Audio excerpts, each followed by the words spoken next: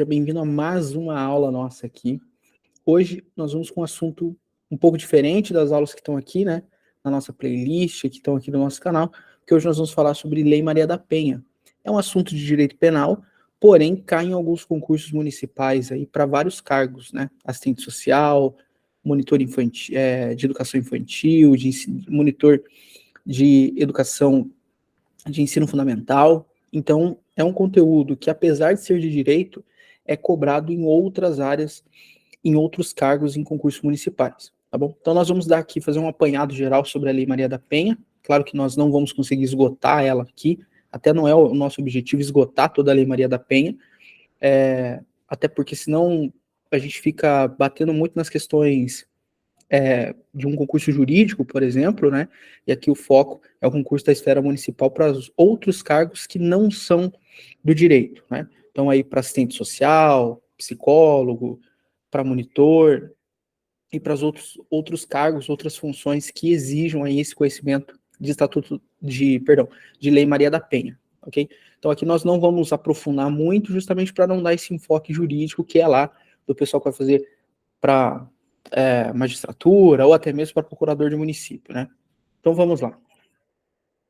Quais são os pontos principais aqui que nós vamos conversar sobre a Lei Maria da Penha? Então nós vamos falar sobre as formas de violência, né, que são estipuladas ali no artigo 7º da lei. Nós vamos falar também sobre as medidas integradas de prevenção, que estão no artigo 8º, sobre assistência à mulher em situação de violência doméstica, que estão ali no artigo 9º, e depois nós vamos passar lá para as medidas protetivas, que estão lá no artigo 22 da Lei Maria da Penha, e depois nós vamos conversar um pouquinho sobre o descumprimento da decisão judicial, que está lá no artigo 24A, ok? Bom, inicialmente, o que é muito importante saber? Saber qual é a lei, né? Então, a Lei Maria da Penha é a Lei 11.340, de 7 de agosto de 2006. A lei aqui, tá? Essa que eu estou utilizando, ela já está atualizada, ok? Então, todas as atualizações que nós tivemos nos últimos anos, nos últimos períodos, elas estão constando aqui nesse arquivo que eu estou utilizando, então vocês vão ter aqui uma aula com os artigos atualizados, ok? Mas o importante é lembrar disso, que a Lei Maria da Penha é a Lei 11.340, de 7 de agosto de 2006, ok? Então, qual que é a primeira informação que nós temos? Nós temos aqui algumas disposições preliminares da lei, né, no título 1º, no título 1, disposições disciplinares, que vai falar o que aqui? No artigo 1º, nós vamos entender qual que é o objetivo da lei. E qual que é o objetivo da Lei Maria da Penha? Né? Logo no início ele está aqui, né? Esta lei cria mecanismos para coibir e prevenir a violência doméstica e familiar contra a mulher nos termos do parágrafo 8º do artigo 226 da Constituição Federal, da Convenção sobre a Eliminação de Todas as Formas de Violência contra a Mulher, da ONU, né, e outros tratados internacionais que o Brasil ratificou. E dispõe também sobre a criação do juizado de violência doméstica e familiar contra a mulher. Ou seja, foi por meio dessa lei, da Lei Maria da Penha, que nós tivemos o quê? A criação dos juizados específicos, especializados em violência doméstica e familiar contra a mulher.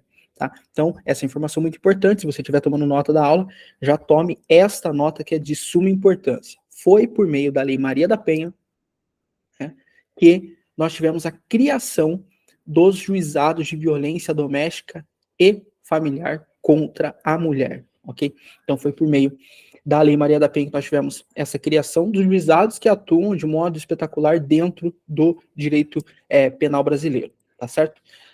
Outra coisa interessante, nós podemos observar logo no início, que é o quê? Que a lei, ela cria mecanismos não só para coibir, não só para punir o agressor, mas também para prevenir a violência doméstica. Ou seja, é uma lei que ela vem não só para punir, mas ela vem também com alguns mecanismos para evitar que essa violência ocorra, que é muito importante, né?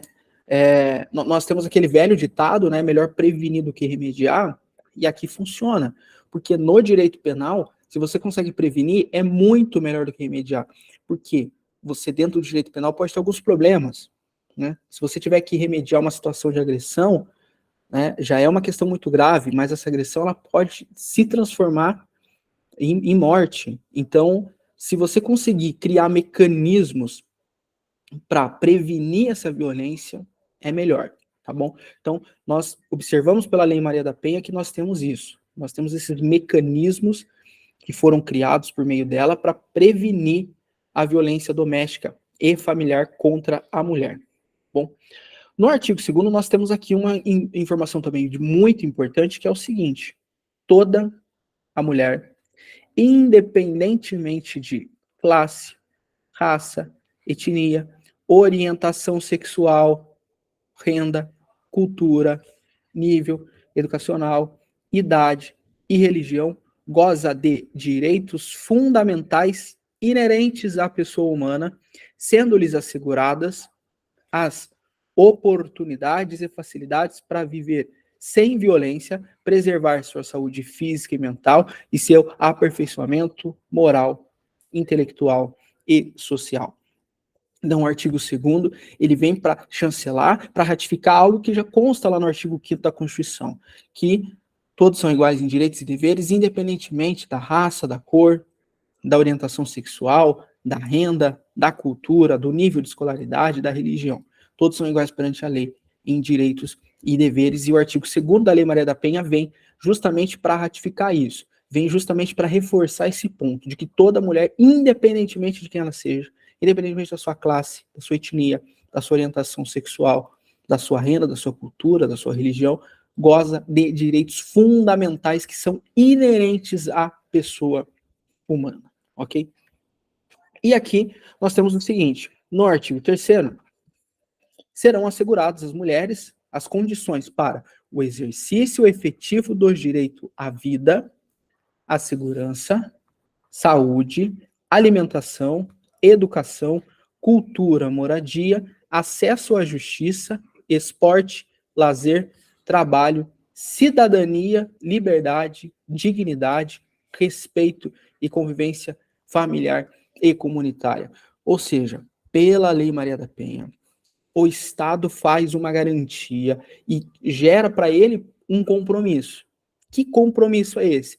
De assegurar às mulheres, a todas as mulheres, independentemente de qualquer questão, precisa assegurar para elas a condição para o exercício dos direitos, da vida, a segurança, ou seja, as mulheres tiveram, né, a partir da Lei Maria da Penha, uma chancela, um firmamento por parte do Estado brasileiro, aqui por parte do governo federal, de que os seus direitos eles vão ser assegurados, todos os seus direitos fundamentais, ok? E isso é muito importante para efetivar e para demonstrar que todos são iguais perante a lei. Isso é até complicado, porque nós estamos falando aqui de uma lei de 2006, sendo que essas questões elas já estavam presentes lá na Constituição de 88, né? Mas a sociedade parece que não evoluiu a ponto de entender essas questões, e aí houve a criação da Lei Maria da Penha após um episódio, né, de agressão doméstica, né, pela senhora Maria da Penha, que veio então dar nome à lei, mas então com essa lei que visa coibir e prevenir a violência doméstica e familiar, a mulher passa a ter aqui um novo mecanismo para a efetivação dos seus direitos e garantias fundamentais, ok? Bom, passando aqui, nós vamos ter lá no artigo 5º um dado muito importante, que é o quê? Que é o conceito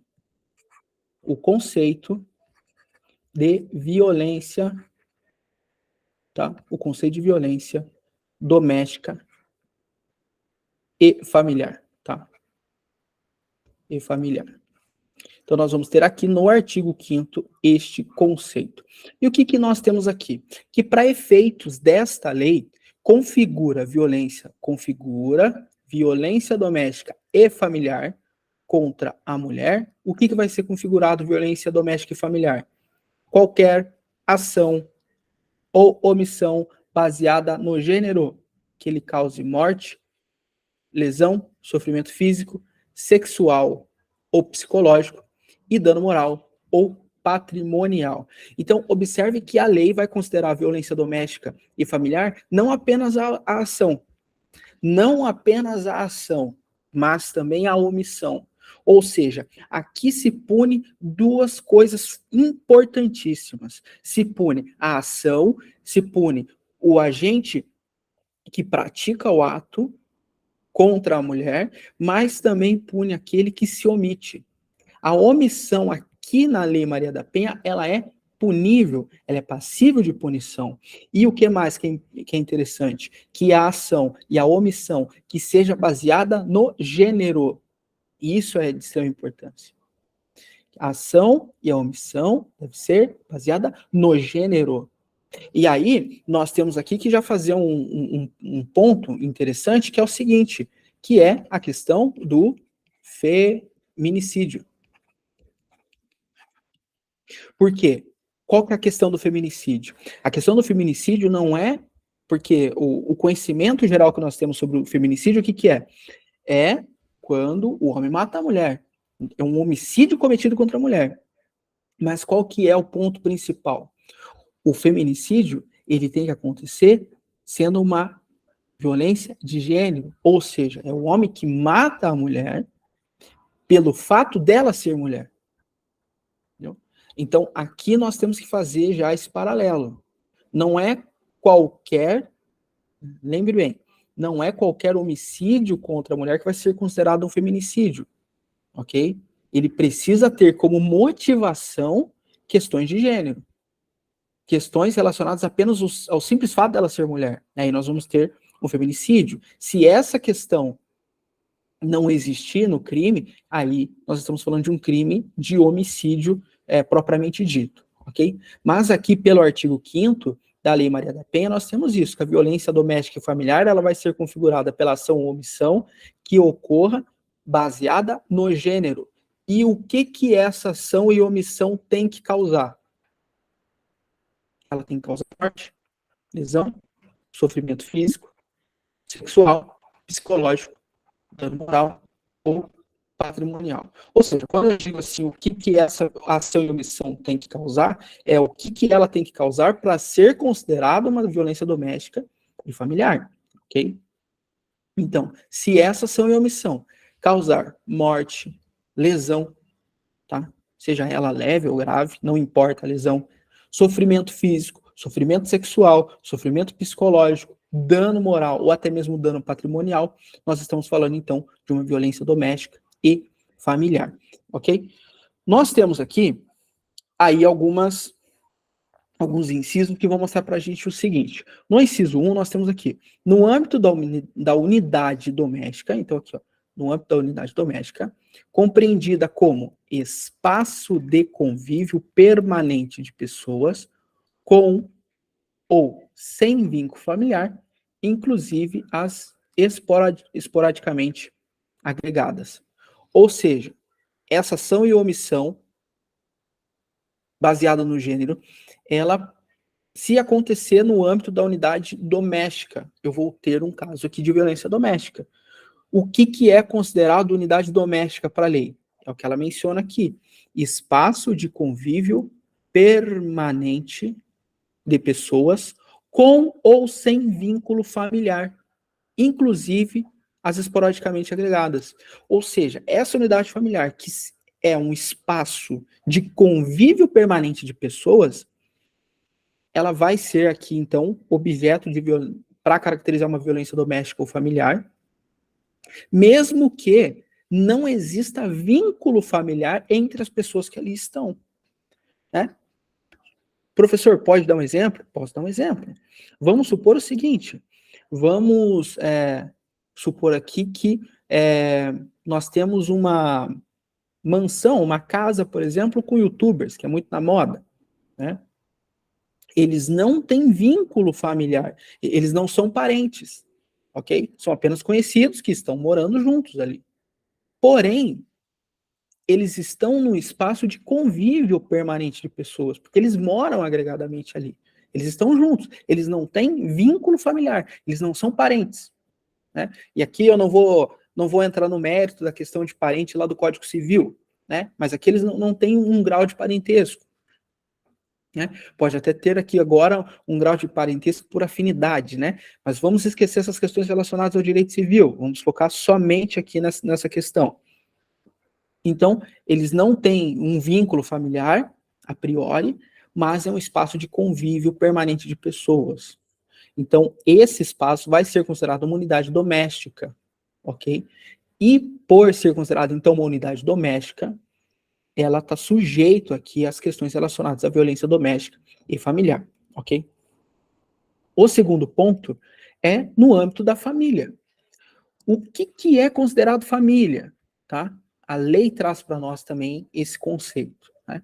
No âmbito da família, compreendida como comunidade formada por indivíduos que são ou se consideram aparentados, unidos por laços naturais, por afinidade ou por vontade expressa.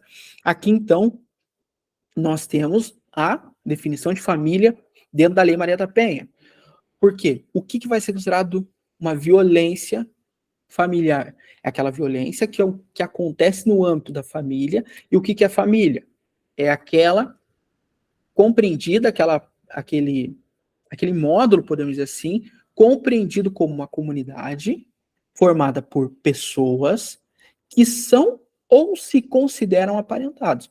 Aqui nós vamos conversar sobre essa questão de que são aparentados os parentes, né? Propriamente dito, aqueles parentes que você tem noção de quem são seus parentes, né? Seu esposo, seus filhos, né? Tio, tia, sobrinho, né? Família, tá?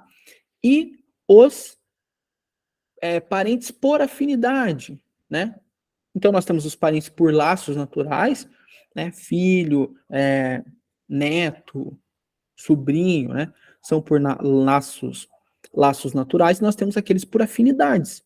Os parentes por afinidades, a grosso modo, são aqueles que são agregados à nossa família, né? Por exemplo, posso considerar que um cunhado, um parente por afinidade, às vezes até mesmo o seu vizinho pode ser seu parente por afinidade, né? Então nós temos aqui o parentesco consanguíneo e o parentesco por afinidade, por vontade, ou até mesmo aquele parentesco que acontece por vontade expressa, né? Então, vários tipos de parentesco aqui. Então, se uma violência acontecer neste âmbito, nós estamos falando de uma violência familiar, ok? O terceiro ponto vem falar para nós aqui sobre algumas relações íntimas, ou seja, em qualquer relação íntima de afeto, em qualquer, e aqui é muito importante, ó, em qualquer relação íntima de afeto, no qual o agressor conviva ou tenha convívio com a ofendida, independentemente da coabitação. Aqui é um ponto crucial, porque para ter a violência doméstica, eu não preciso morar junto, não precisa ter moradia, não precisa ter coabitação. E aqui vamos estender, vamos trazer agora aqui algumas questões, vamos aprofundar um pouquinho, não vamos ficar só nessa parte. Por exemplo, união estável. União estável. Popularmente, convencionou o seguinte, que para ser considerada uma união estável, a pessoa tem que ficar, eles têm que estar 2 anos juntos.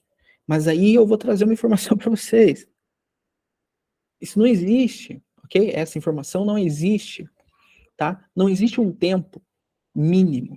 A união estável, a grosso modo, né? Não vou entrar no juridiquês aqui, mas a grosso modo, né? Se um casal está junto com o desejo de constituir família e possui uma união pública, nós já temos aqui uma união estável. Ou seja, muitos namorados estão em regime de união estável. Por isso que virou moda agora os contratos de namoro, justamente para tentar desvincular a união estável, né? Então, aqui no caso, quando a lei menciona no artigo 5º, inciso 3, que não necessita de coabitação, o que ele está dizendo para nós? Está dizendo para nós o seguinte, que o namorado ou a namorada, aqui no caso, eles estão sujeitos aqui à questão da Maria da Penha, porque qualquer relação íntima, qualquer agressão, qualquer omissão de gênero que aconteça em qualquer relação íntima de afeto, independentemente de coabitação, também vai responder dentro da Maria da Penha. Ou seja, o namorado, a namorada, né? Ou a namorada é a namorada. Ou no caso aqui da união estável, não precisa morar junto para ter união estável. Então, qualquer relação íntima de afeto pode ser considerado aqui, pode se enquadrar dentro da Maria da Penha, acontecendo uma agressão e omissão em decorrência de gênero, porque a lei é muito clara. A lei é muito clara no sentido de independentemente de coabitação. Ah, mas o namorado não mora junto com a namorada. Não tem problema. A lei menciona que não é necessário ter coabitação. Parágrafo único. As relações pessoais enunciadas nesse artigo, ou seja, no artigo 5º, independente de orientação sexual. Independem de orientação sexual. Independe, ok? Então, aqui, a Lei Maria da Penha, no parágrafo único, ela já traz uma informação, né, no artigo 5º, parágrafo único, nós já temos aqui uma informação crucial, uma informação muito importante que pode cair na sua prova, viu? Pode cair na sua prova. Porque as relações pessoais que eu mencionei até agora aqui, elas independem da orientação sexual. Aqui a gente pouco vai olhar a orientação sexual da pessoa, ok? Isso é de extrema importância, tá? A violência doméstica e familiar contra a mulher constitui uma das formas de violação dos direitos humanos, ok? Então, a violência contra a mulher, violência doméstica, a violência familiar, ela é considerada uma das formas de violação dos direitos humanos, ok?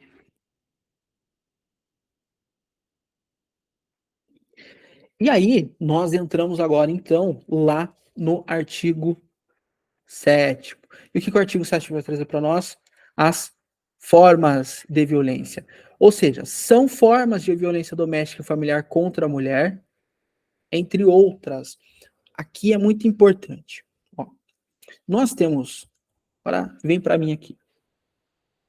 O que nós temos aqui? Nós temos dentro do direito algo chamado rol exemplificativo e chamado o rol taxativo. Quando eu digo que o rol é taxativo, significa o seguinte, que é apenas, ou melhor, são apenas aquelas situações que estão enunciadas no artigo. Não pode nada de fora. Ou seja, é aquelas e pronto, ok? Isso eu vou chamar de rol taxativo. Quando eu tenho um rol exemplificativo, significa o seguinte, que o artigo da lei, ele apenas está me dando alguns exemplos. Alguns exemplos.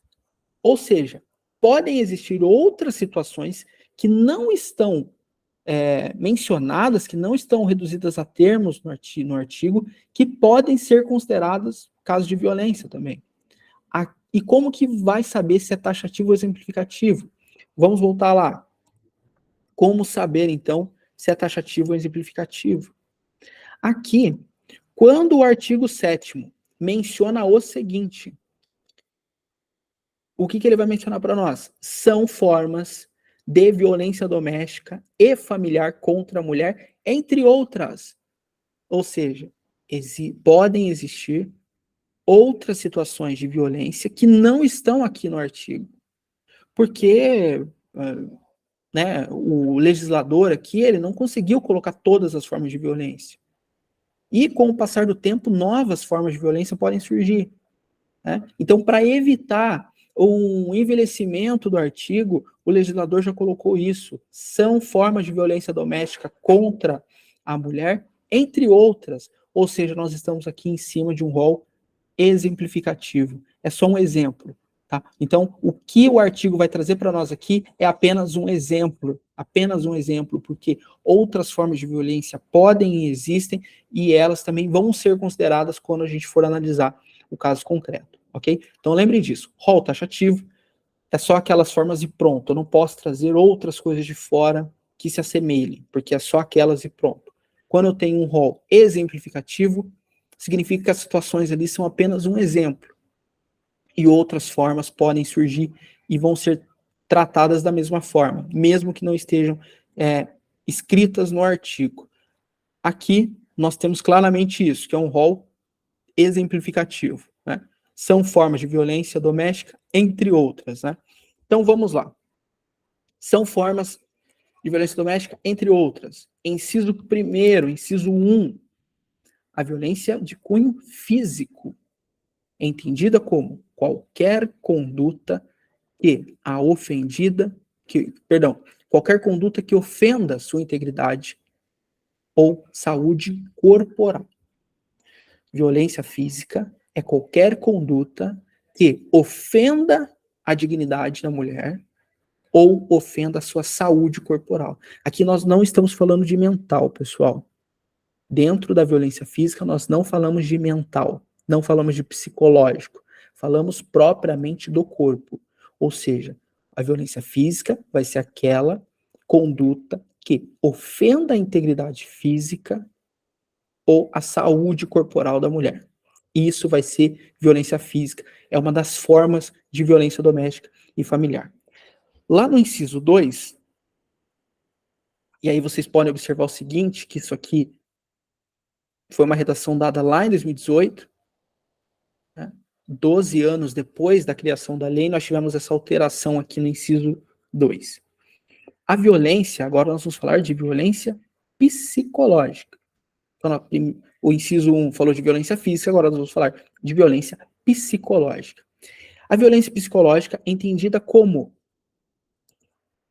qualquer conduta que lhe cause dano emocional e diminuição da autoestima ou lhe prejudique e perturbe o pleno desenvolvimento, o que vise degradar ou controlar suas ações, comportamentos, crença e decisões mediante ameaça, constrangimento, humilhação, manipulação, isolamento, vigilância constante, perseguição contumaz, insulto, chantagem, violência de sua intimidade, ridicularização, exploração e limitação do direito de ir e vir ou qualquer outro meio que lhe cause prejuízo à saúde psicológica e à autodeterminação. Ou seja, aqui nós temos vários núcleos do tipo.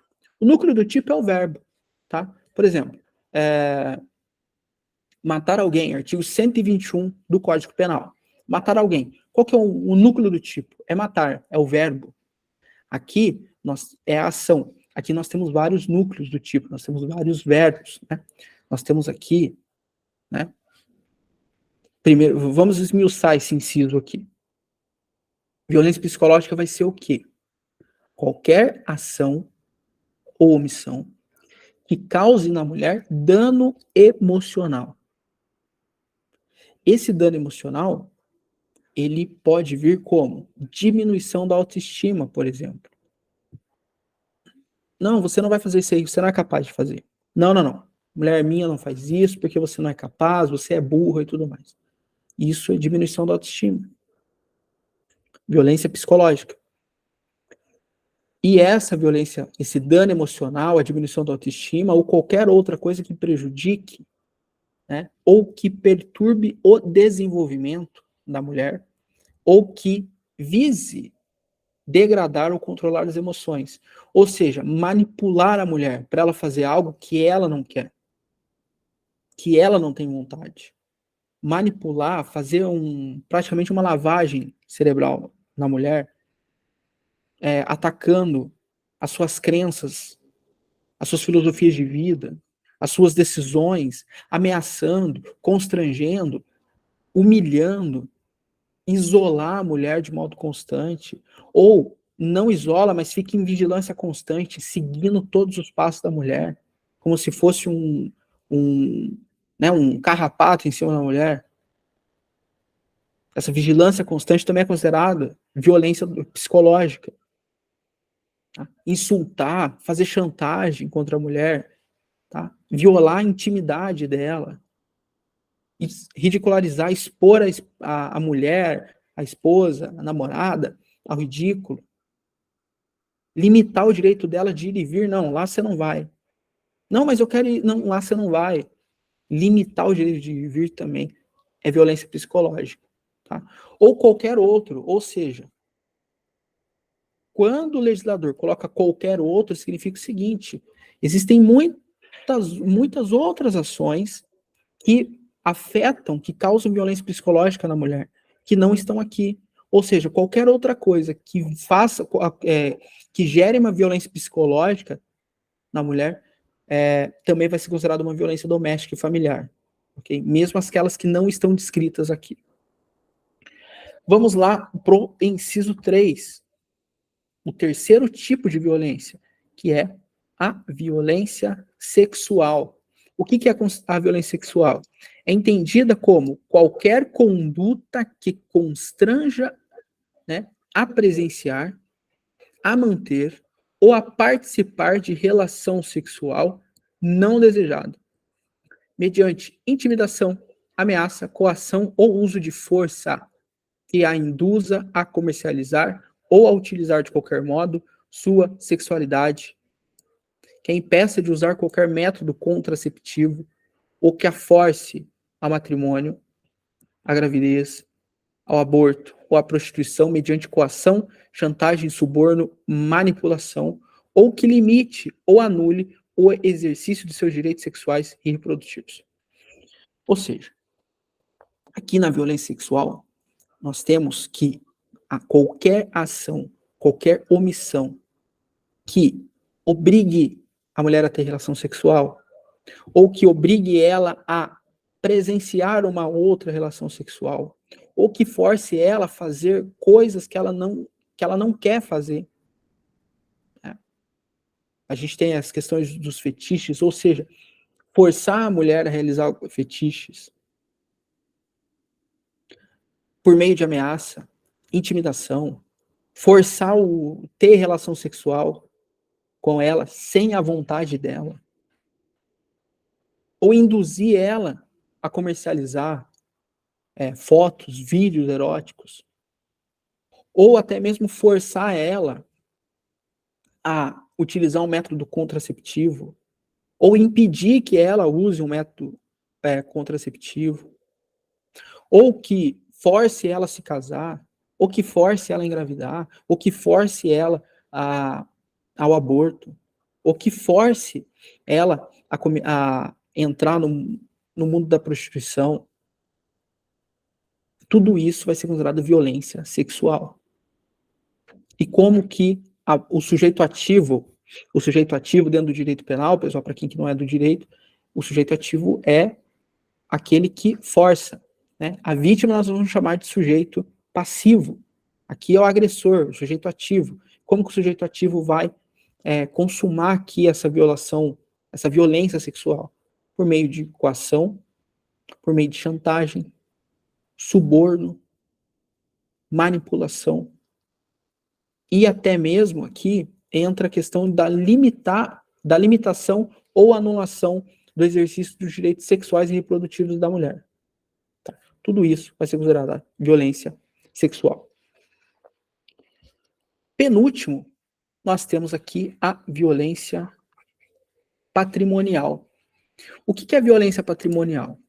Entende-se como qualquer conduta que configure retenção, subtração, destituição parcial ou total de seus objetos, instrumentos de trabalho, documentos pessoais, bens, valores e direitos ou recursos econômicos, incluindo os destinados a satisfazer suas necessidades. Ou seja, nós temos a violência física, a violência psicológica, a violência sexual e agora nós temos a violência patrimonial. E o que vai caracterizar, então, essa violência patrimonial pelo artigo 7º da lei? A Lei Maria da Penha, vai ser classificada como o seguinte: qualquer conduta de ação ou omissão que retenha bens e valores da mulher, que subtraia bens e valores da mulher.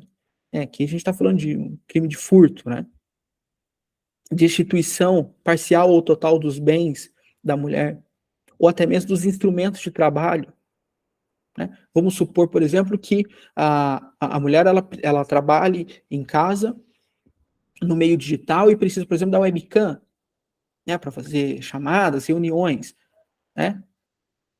Aí o marido, a namorada, o namorado, a esposa, vai lá e destitui, né? Pega essa webcam e guarda.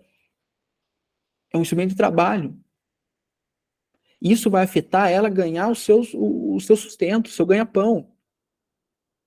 Então, destituir, reter o objeto de trabalho, os instrumentos de trabalho, também é considerado uma violência patrimonial.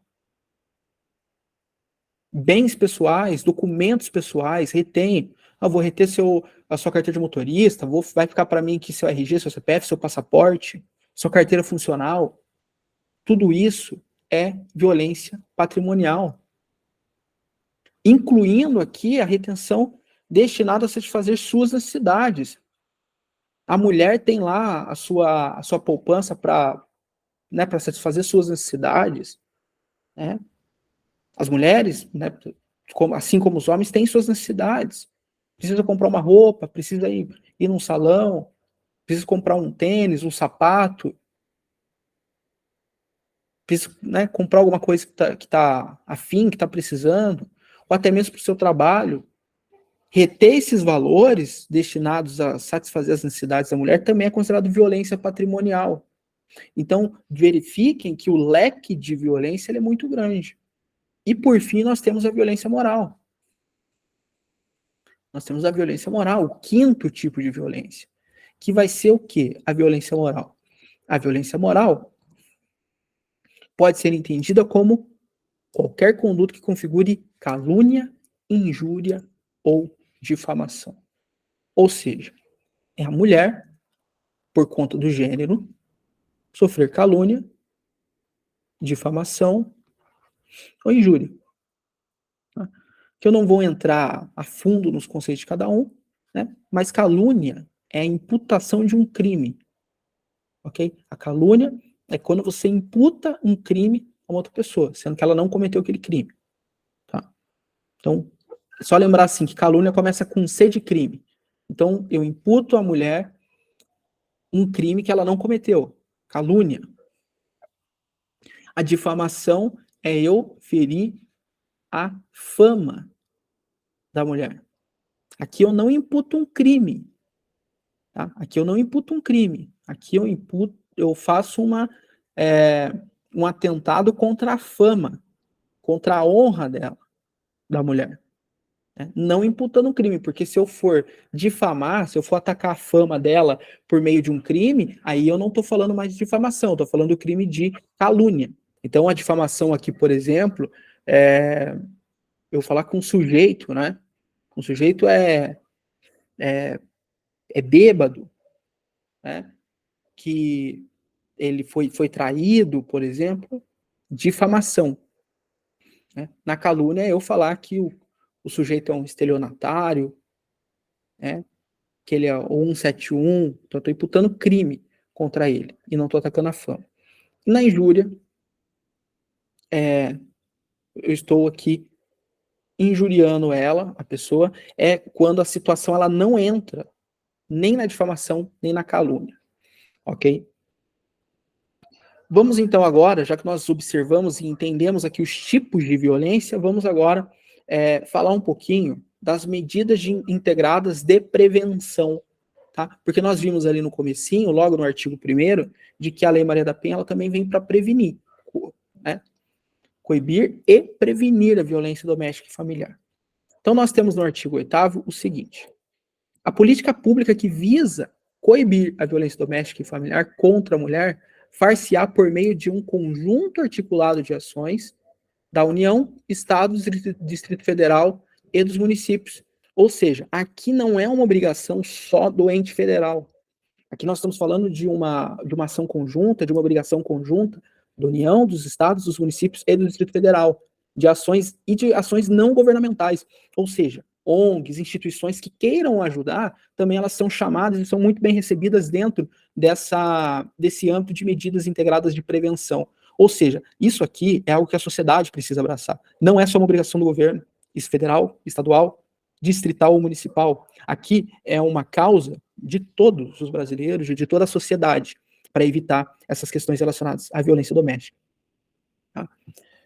Bom, aqui daí eu vou deixar na descrição o link da lei para vocês darem uma olhada, né? É importante que vocês leem, né, a lei, né? Então depois vocês podem dar uma olhada nos incisos aqui, tá bom? Da assistência à mulher, né? Daí lá no artigo 9º nós vamos ter da assistência à mulher em situação de violência doméstica e familiar, né? A assistência à mulher em situação de violência doméstica e familiar será prestada de forma articulada e conforme os princípios e as diretrizes previstos na Lei Orgânica da Assistência Social, ou seja, primeira coisa aqui, pessoal, nós vamos ter a atuação do CRAS, né, do Serviço Social do município. Então nós temos como aqui, primeiro ponto, o LOAS, né? Por que o LOAS? Porque a lei menciona que essa assistência vai ser dada conforme os princípios da Lei Orgânica da Assistência Social, então LOAS. Além disso, por meio dos princípios e diretrizes do Sistema Único de Saúde, do SUS, do Sistema Único de Segurança Pública e outras normas e políticas públicas de proteção, emergencialmente, quando for o caso. O juiz determinará, por prazo certo, a inclusão da mulher em situação de violência no cadastro de programas assistenciais do governo. Ou seja, se a mulher ela está em situação de violência doméstica e familiar, o magistrado da comarca, o juiz da comarca, vai incluir, por um prazo certo, né, essa mulher nos programas de assistência do governo federal, do estadual, do municipal e do distrital. A lei não menciona, mas do distrital também, ou seja, aquele do Distrito Federal.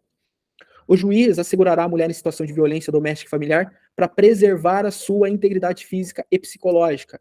Ou seja, a mulher está em situação de violência doméstica e familiar, o juiz vai assegurar ela o quê?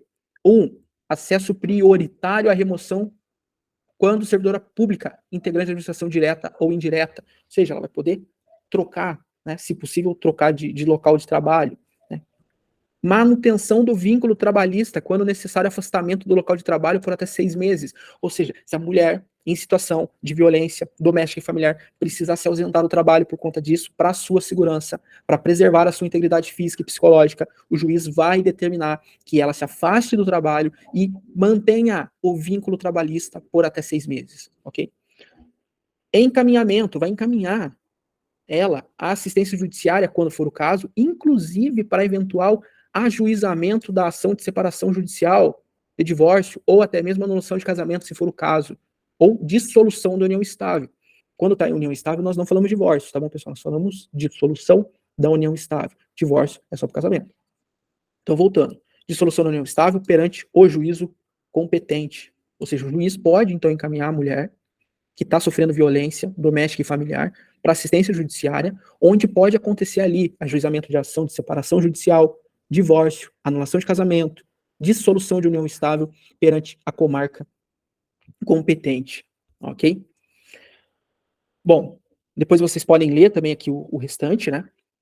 Vamos lá para o artigo 10, sobre a questão do atendimento na hipótese de violência doméstica e familiar. Então, na hipótese de iminência ou prática de violência doméstica e familiar contra a mulher, a autoridade policial que tomar conhecimento da ocorrência adotará de imediato as providências legais. Ou seja, pessoal, que é o seguinte, a autoridade policial pode esperar, por força do artigo 10, na hipótese de eminência ou prática de violência. E por que na hipótese de eminência? Porque a lei também serve para prevenir e coibir. Ou seja, na hipótese de eminência, tá? Hipótese de eminência ou prática de violência. A violência não precisa ter acontecido, basta apenas uma hipótese de eminência. Ela não precisa ter acontecido, basta uma hipótese.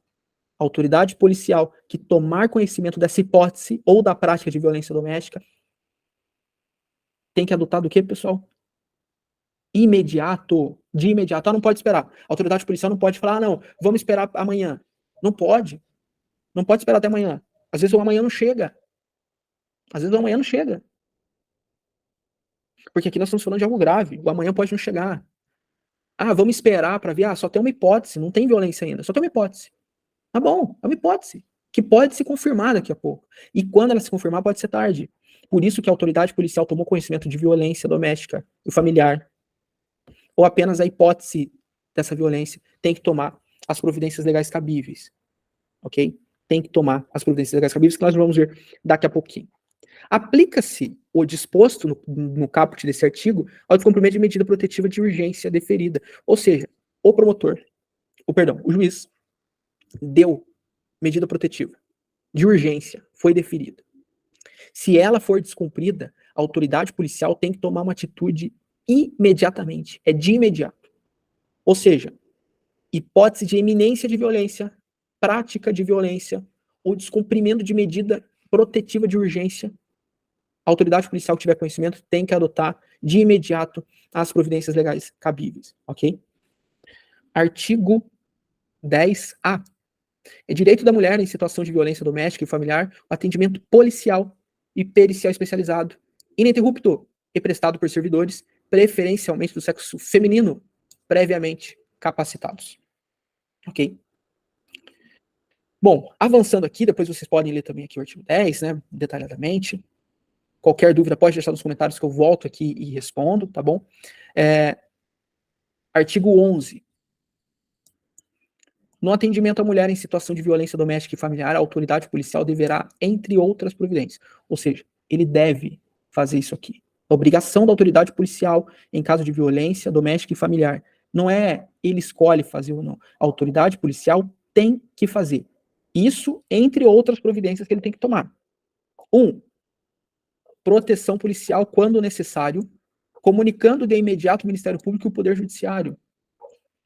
Caso de violência doméstica e familiar, de imediato a autoridade policial tem que comunicar o MP. Ok? Tem que comunicar o MP. Quem que é o MP aqui? É o promotor de justiça. Ele tem que ser comunicado imediatamente. Ok? Ele tem que ser comunicado imediatamente. E o Poder Judiciário também aqui, na figura do magistrado, né, do juiz da comarca, eles precisam ser imediatamente comunicados. 2. Encaminhar a ofendida ao hospital ou posto de saúde e ao Instituto Médico Legal. Para quê? Corpo de delito. Para verificar né, se teve machucados, a gravidade desses machucados, até mesmo questão aqui de doença sexualmente transmissível, tudo tem que ser analisado, e aí por isso que envia ao Instituto Médico Legal, se tiver, né, na região, justamente para fazer o corpo de delito, para analisar essas questões da violência. 3. Fornecer transporte para ofendido e seus dependentes para abrigo ou local seguro quando houver risco de vida. Acontece muito. Vamos supor aqui, no caso de uma mulher casada com um cidadão, e o cidadão é extremamente agressivo, bateu muito nela e disse que se ela voltar para casa, ele mata ela e os filhos. Como que essa mulher volta para casa? Não tem como. Então, a autoridade policial ele deve tomar a providência de fornecer transportes para essa mulher e para os seus filhos, para algum abrigo ou algum local seguro. Porque nesse caso nós temos aqui um risco à vida. Ok? 4. Se necessário, a autoridade policial deve acompanhar a ofendida para assegurar a retirada de seus pertences do local da ocorrência ou do domicílio familiar. Às vezes, ela precisa ir para o local seguro, mas os filhos estão na casa. E aí como faz? Ou ela precisa pegar alguma coisa muito importante, vamos supor o seguinte, ela tem um filho recém-nascido que precisa de roupinha, precisa de fralda, precisa do leite, precisa ali dos seus cuidados, ou às vezes o bebê está doentinho, precisa de um remédio que está na casa, só que é perigoso ela voltar lá. A autoridade policial tem que acompanhar ela lá na casa para segurar a retirada dos pertences da residência dela, ok? 5, informar a ofendida, informar a mulher os direitos a ela conferidos pela Lei Maria da Penha. Ou seja, a autoridade policial tem que informar a mulher todos os direitos que estão aqui nessa lei. Os serviços disponíveis a ela, inclusive os de assistência judiciária para eventual juizamento perante o juiz competente de ação de separação. Ou seja, a autoridade policial tem que comunicar à mulher o seguinte, olha, a Lei Maria da Penha te assegura isso, isso, isso. E se a senhora quiser, tem o serviço de assistência judiciária para a senhora realizar as ações necessárias, inclusive para poder ajuizar uma ação de separação judicial, uma ação de dissolução de união estável, ou até mesmo uma anulação de casamento, se for o caso. A autoridade policial precisa informar isso. Tá? Em todos os casos de violência doméstica e familiar contra a mulher, será feito o registro da ocorrência e deverá a autoridade policial adotar de imediato os seguintes procedimentos, sem prejuízo daqueles que estão no Código de Processo Penal. Ou seja, a autoridade policial, quando tomar conhecimento disso, vai registrar o boletim de ocorrência, né, o famoso BO, e vai seguir esses procedimentos aqui embaixo, além dos procedimentos lá do Código de Processo Penal. Você que vai fazer a prova, se não consta no seu edital o Código de Processo Penal, você não precisa se preocupar com eles. Só se preocupa com os procedimentos aqui da Lei Maria da Penha. Tá? Agora, se na sua prova pede Código de Processo Penal, aí recomendo dar uma olhadinha lá nos procedimentos, lá da questão de registro de ocorrência, do que a autoridade policial tem que fazer, tá bom? Primeiro, ouvir a ofendida, lavrar o BO, o boletim de ocorrência, e tomar a representação a termo, né, se for apresentada. Acolher todas as provas que servirem para o esclarecimento de fato de suas circunstâncias, ou seja, às vezes tem vídeo, às vezes tem foto, o próprio exame, o laudo médico ali do corpo de delito, né? Então todas as provas têm que ser ali recebidas pela autoridade policial. Remeter no prazo de 48 horas, né, expediente apartado ao juiz com pedido da ofendida para concessão de medida protetiva de urgência. A mulher chega na delegacia relatando um caso de violência doméstica e familiar. A autoridade policial ouve ela, lavra o boletim, pega as provas, tem que fazer o quê? Tem 48 horas para enviar para o juiz da comarca o pedido da vítima para que seja concedida, então, a medida protetiva de urgência. E tem 48 horas para fazer isso. Determinar que se proceda ao corpo de delito da ofendida, né, e requisitar outros exames periciais se ele entender necessário. Ou seja, o juiz, não só o juiz pode pedir coisa, mas a autoridade policial, se entender necessário, poderá solicitar outros exames. Ouvir o agressor das testemunhas, é importante, ouvir a outra parte, independentemente, né? Nós estamos num processo que não é inquisidor, né? O nosso procedimento penal ele não é inquisitivo, a princípio, né? Então a outra parte precisa ser ouvida, justamente para garantir algo que nós vamos chamar dentro do direito de devido processo legal. Então, se tem alguém que está acusando, a pessoa que está sendo acusada precisa ter o direito de defesa. Tá bom? Então, por isso, tem que ouvir o agressor e as testemunhas, e elas vão ser ouvidas no decorrer do processo também. Ordenar a identificação do agressor e fazer juntar aos autos sua folha de antecedentes criminais. Né? Eu até brinquei com o pessoal em sala de aula presencial, né, que a folha de antecedentes criminais, né, alguns chamam popularmente de capivara, né? Capivara, né? Então, é claro que é só uma brincadeira, né? Mas algumas pessoas conhecem, né, como capivara. Então, ordenar a identificação do agressor e juntar, né, aos autos disso tudo, as folhas de antecedentes criminais, para ver se o agressor está devendo alguma coisa para a justiça, se ele já foi condenado por alguma coisa nos últimos 5 anos, né? Indicando a existência de mandado de prisão ou registro de outras ocorrências policiais contra ele. Verificar se o agressor possui registro de porte ou posse de arma de fogo e, na hipótese da existência, juntar aos autos essa informação, bem como notificar a ocorrência à instituição responsável pela concessão do registro ou da admissão da posse. É muito importante aqui, pessoal, que a autoridade policial verifique se o agressor ou agente ativo possui porte, posse de arma, se ele tem arma, porque tudo isso coloca em risco, coloca em xeque, né, a vida da mulher. E se tiver, a instituição responsável pela concessão tem que ser notificada para verificar o que vai fazer, se ele vai ter a posse e o porte suspenso, se vai ser cassado, esses registros, né, tudo isso tem que ser analisado também. Remeter, no prazo legal, os autos do inquérito ao juiz e ao Ministério Público / promotor de justiça. E aqui tem algumas questões aqui do que tem que conter no pedido, né? Que para quem não é da área jurídica aqui, que quem vai fazer um concurso que não é da área jurídica, né, não tem necessidade desta parte aqui, tá bom? Mas se quiser depois pode baixar a lei e dar uma olhada no link que eu vou deixar aqui embaixo, tá bom? Vamos aqui agora dar uma olhadinha nas medidas protetivas de urgência, lá no artigo 18, tá? Recebido o expediente com o pedido da ofendida, caberá ao juiz no prazo de 48 horas. Ou seja, a autoridade policial enviou ali, né, o que aconteceu, e dentro do prazo de 48 horas, agora o juiz tem 48 horas também para tomar uma decisão, né, para fazer alguma coisa. O que ele vai poder fazer? Reconhecer do expediente do pedido, então ele vai poder reconhecer tudo aquilo e decidir sobre as medidas protetivas. Tá? determinar o encaminhamento da ofendida ao órgão de assistência judiciária, para, quando for o caso, ter o ajuizamento da ação de separação judicial, divórcio, anulação de casamento ou dissolução da união estável, perante ao juízo competente para isso.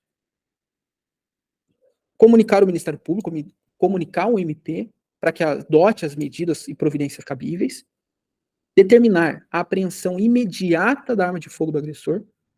Bom, então, se a autoridade policial verificou que realmente o sujeito tem posse, porte de arma e tem uma arma, ele vai comunicar ao juiz isso, e o juiz, dentro das 48 horas, pode tomar uma das decisões, que é justamente essa, que é determinar que seja apreendido de modo imediato a arma de fogo que está com o agressor. Tá? Isso aqui foi uma inclusão recente, pessoal, 2019. Tá? Antes disso, nós não tínhamos isso aqui. Tá bom? As medidas protetivas de urgência poderão ser concedidas pelo juiz a requerimento do Ministério Público ou a pedido da ofendida. Ou seja, o Ministério Público, o promotor, pode fazer esses pedidos e o juiz pode atender, ou a vítima, no caso a mulher, pode também fazer esses pedidos e o juiz atender, ok? As medidas protetivas, elas vão ser concedidas de imediato, independentemente de audiência. Não precisa de audiência. O juiz identificou aqui motivos para tomar essas medidas protetivas, ele vai tomar e deve tomar, sem a necessidade de audiência, ok? Sendo que o Ministério Público, né, vai ser notificado disso e todo mundo vai ser prontamente comunicado, mas o juiz pode tomar essas medidas sem comunicação, sem audiência prévia. Tá? Essas medidas, elas podem ser aplicadas isoladamente, ou seja, só uma, ou elas podem ser aplicadas em conjunto, tá? E podem ser substituídas a qualquer tempo por outra de maior eficácia. Ou seja, o juiz fez a determinação de um tipo de medida. Passou umas 2 semanas, ele viu que precisa tomar outra medida. Ele pode tomar outra medida. Pode substituir a qualquer tempo, ok? Sempre que ele considerar que precisa fazer uma troca, garantindo a melhor eficácia dessa medida, tá bom? Bom, vamos então aqui agora, depois vocês podem, como eu mencionei, vocês podem ler mais aqui, e aí vamos para o artigo 22, das medidas protetivas de urgência que obrigam o agressor. E aí nós vamos voltar lá no início, por quê? Nós temos lá que o artigo 22 é uma dos artigos importantes que nós temos que ler junto com o 24A. Né? Então, vamos lá para o artigo 22. Constatada a prática de violência doméstica e familiar contra a mulher, nos termos da lei, o juiz poderá aplicar de imediato, ele pode aplicar de imediato ao agressor, em conjunto ou separadamente, as seguintes medidas protetivas, entre outras. Significa o que, pessoal? Aqui um rol, ouvido aqui, um rol exemplificativo. Se a lei menciona que pode aplicar essas, entre outras, significa que é um rol exemplificativo. Se aqui a lei só falasse, tem que aplicar as seguintes medidas, é um rol taxativo. Só pode essas e não podem outras. Como o próprio artigo menciona as seguintes medidas protetivas, entre outras, então nós estamos num rol exemplificativo. Primeiro, qual é a medida? Suspensão da posse ou restrição do porte de arma com comunicação ao órgão competente. 2. Afastamento do lar, domicílio ou local de convivência ofendida. Ou seja, aqui o agressor, ele pode ser afastado da casa, pode ser afastado do lar, pode ser afastado do local de convivência. Proibição de determinadas condutas, entre quais? Qual que vai ser a proibição? A aproximação da vítima. Ele não vai poder se aproximar da vítima, não vai poder se aproximar dos familiares, nem se aproximar das testemunhas. E o juiz deve fixar um limite mínimo de distância entre essas pessoas e o agressor. Proibido de ter contato com a ofendida, proibido de ter contato com os familiares e testemunhas ou por qualquer meio de comunicação. Ou seja, o juiz pode aplicar aqui uma proibição de aproximação, como também uma proibição de contato. Não pode ligar, não pode mandar carta, pombo correio, sinal de fumaça, não pode. Mas por que não pode, professor? Se nem sinal de fumaça? Porque a lei é clara. Qualquer meio de comunicação não pode. Então não adianta treinar um pombo correio para mandar mensagem para ofendida, não adianta treinar um papagaio para mandar mensagem para ofendida, porque por qualquer meio de comunicação não pode. WhatsApp, Telegram, e-mail, não pode. O que mais que ele pode ser proibido? De frequentar determinados lugares, a fim de preservar a integridade física e psicológica da ofendida. Restrição ou suspensão de visita aos dependentes. Ou seja, olha só que bacana.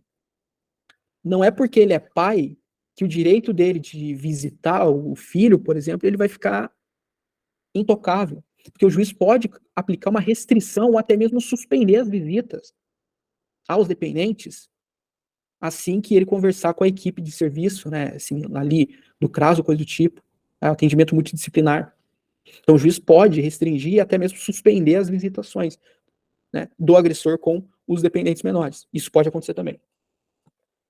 Prestação de alimentos provisionais ou provisórios, né, ou seja, o agressor pode ser aqui condenado, entre aspas, né, a ter que pagar alimentos, né, o famoso pagar pensão. Tá? Comparecimento do agressor em programas de recuperação e reeducação. Acompanhamento psicossocial do agressor por meio de atendimento individual ou grupo de apoio. As medidas referentes nesse artigo não impedem a aplicação de outras previstas na legislação em vigor, sempre que a segurança do ofendido as circunstâncias que exigirem, devendo a providenciar ser comunicada ao Ministério Público. Ou seja, o parágrafo 1º menciona que as medidas que eu acabei de ler e explicar para vocês, elas podem ser aplicadas independentemente de outras medidas que constem na legislação em vigor no Brasil. Tá? E isso vai depender do quê? Da segurança do ofendido. Toda vez que o juiz considerar que a segurança dela está em risco, ele vai poder aplicar outras medidas e substituir. Ok? Bom, poderá o juiz, quando necessário, encaminhar a vítima, de novo, quando necessário, sem prejuízo de outras medidas. Nós estamos falando aqui de um rol exemplificativo, exatamente. O que ele pode fazer com a vítima? O juiz pode fazer com a vítima? Encaminhar ela e seus dependentes a programa oficial ou comunitário de proteção ou atendimento. Determinar a recondução da vítima e de seus dependentes ao respectivo domicílio após o afastamento do agressor. Vamos supor que a mulher foi agredida pelo marido, ela teve que sair da residência, né, porque senão ela ia morrer. Só que uma das determinações do juiz foi o afastamento do agressor do lar. Ou seja, ele teve que sair do lar. Então, no momento que ele sai, o juiz reconduz a vítima ao seu domicílio junto com os seus dependentes. Tá? Determinar o afastamento do ofendido do lar, sem prejuízo do direito relativo a bens, filhos, guarda e alimento. Aqui pode acontecer o seguinte, do juiz determinar que a vítima saia do lar. Às vezes pode acontecer. Só que isso, né, sai, a ofendida, a vítima sai do lar, sem prejuízo dos direitos relativos a bens. Por quê? Porque tem muita gente engraçadinha, né, principalmente homem aqui, que fala, mas se ela saiu de casa, então, é abandono de lar. Né? Abandono de lar. Não tem abandono de lar. Se a mulher foi agredida, não tem abandono de lar, porque se ela não sai da casa, ela é morta. Então aqui ela vai se afastar do domicílio sem prejuízo dos direitos relativos a bens, guarda dos filhos e alimentos, porque aqui não tem um abandono de lar. Aqui ela teve que se afastar, porque senão o pior ia acontecer. O juiz pode determinar também a separação de corpos, determinar a matrícula dos dependentes do ofendido em instituição de educação básica mais próximo do seu domicílio, ou até mesmo a transferência deles para uma instituição, independentemente da existência de vaga. Se precisar trocar os filhos de escola, o juiz vai emitir uma ordem judicial para que isso aconteça, que a nova escola tem que aceitar as crianças, mesmo que não tenha vaga. Ah, não tem vaga. O que o juiz vai falar para ela, para essa escola? Se vira, dê seu jeito, essas crianças precisam estudar, porque elas não podem ficar mais onde elas estavam. Tá? E aqui depois nós temos falando sobre questões patrimoniais, tá bom? E aí vocês podem ler também. O 24A, né? Descumprir decisão judicial que defere medidas protetivas de urgência previstas nessa lei. O que acontece se descumprir uma decisão judicial? Uma decisão judicial aqui de medida protetiva. O que será que acontece? Detenção de 3 meses a 2 anos. Qual que é a diferença de detenção para reclusão? A detenção, o sujeito ele pode começar a cumprir a pena no regime semiaberto. Na reclusão, não. Ele começa no fechado. Tá? Então, toda vez que vem essa dúvida, nossa, professor, o que é detenção e reclusão? Na reclusão, o sujeito começa a cumprir a pena no regime fechado. E depois ele pode progredir de regime, né? Ir para o semiaberto e para o aberto. Na detenção, é diferente. Ele começa no semiaberto. Tá bom? Então, essa é a diferença de detenção e reclusão. A configuração do crime independe da competência civil ou criminal do juiz que definiu as medidas. Tá? Ou seja, não importa se o juiz que deu a medida ele tem competência civil, se ele tem competência só da área criminal, porque acontece isso. Em comarca pequena, o juiz ele tem todas essas competências. Né? É o mesmo juiz que julga o criminal, que julga o civil, que julga o previdenciário, que julga as causas de família. Né? Em comarca pequena, normalmente é assim, é um juízo único. Né? Mas Em comarcas maiores, nós temos um juiz para cada coisa, quase sempre, né? Mas aqui, o crime de descumprir, né, a ordem judicial, ele se configura independentemente da competência do juiz que deu a medida. Okay? Porque nós estamos falando de uma medida de urgência. Então, qualquer juiz aqui pode dar essa medida. Porque ou o juiz das medidas protetivas, ou a mulher pode vir, né, acontecer algo pior com ela. Então, não importa a competência do juiz que deu as medidas. Elas vão valer de qualquer forma. Ah, mas quem deu o cara diz como falar, mas quem deu as medidas é um juiz da área civil, não foi da área penal, não foi da área criminal. Isso pouco importa. As medidas foram dadas, elas têm que ser cumpridas e não podem ser desrespeitadas. Na hipótese de prisão em flagrante, apenas a autoridade judicial poderá conceder fiança. Aqui é importante. O cara foi preso, ele descumpriu a decisão judicial e foi preso. O delegado pode arbitrar uma fiança, conceder uma fiança. Se o cara for preso em flagrante, se o cidadão for preso em flagrante, somente a autoridade judicial. O que é a autoridade judicial? O juiz de direito. Somente o juiz togado vai poder conceder a fiança. O delegado, que é a autoridade policial, não vai poder. Tá bom? E aqui depois nós temos a questão de atuação do Ministério Público, assistência judiciária, mas para quem não vai fazer a prova da área jurídica, são situações aqui que eu não vejo tanta necessidade. Mas aqui foi um apanhado da Lei Maria da Penha. Espero que seja útil para você que está do outro lado aí estudando para o seu concurso. Qualquer dúvida, sugestão, deixa aqui nos comentários. Não esquece de seguir aqui o nosso canal, deixar o joinha para a aula, né? E na descrição da aula tem um link da Lei Maria da Penha completa. A lei é curtinha, dá para ler aí rapidinho, fazer suas anotações. Eu estou à disposição. Pessoal, até mais, foi um abraço, fiquem com Deus e bons estudos. Valeu!